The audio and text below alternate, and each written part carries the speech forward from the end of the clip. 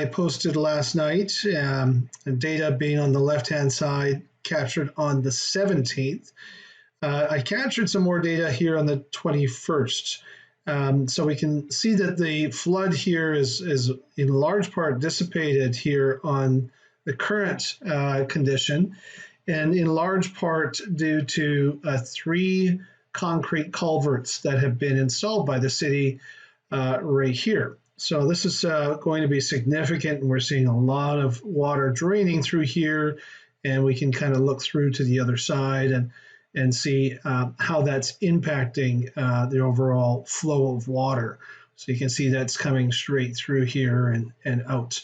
The previous culvert on this side of the road was actually up here on the other side of the crosswalk, so much closer to the city where we saw that original sinkhole. Sinkhole has been patched, and originally the dike was placed here so no water flow could happen, and that's what you can see right here.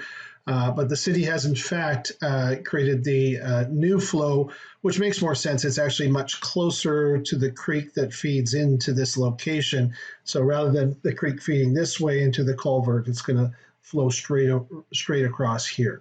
So a very good improvement. It doesn't change the harm that's happened so far, but definitely a much better plan moving forward. One other thing I wanted to kind of show here was the actual culvert. So you can actually see how damaged this culvert was. So you can see the amount of corrosion and how brittle and thin it is at some points here.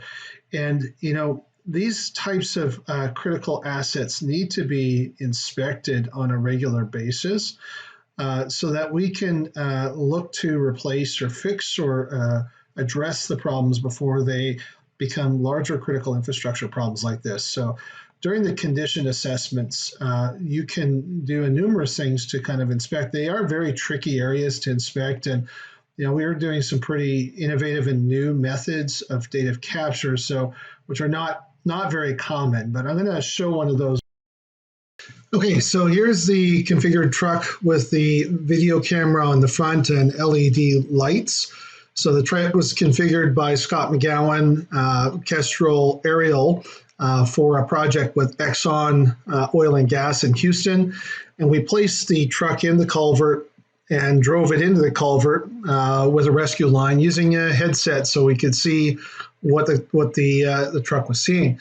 And, obviously being able to drive it quite far down this culvert with the lighting and with the video, getting a very good ability to inspect this culvert straight through. So getting into kind of really difficult to reach areas to do critical infrastructure inspections and to be able to assure that our assets are going to be functional when they're needed. So you can see the seam here is fully intact and don't see a lot of corrosion or holes. And the waterway is relatively free for water to pass through.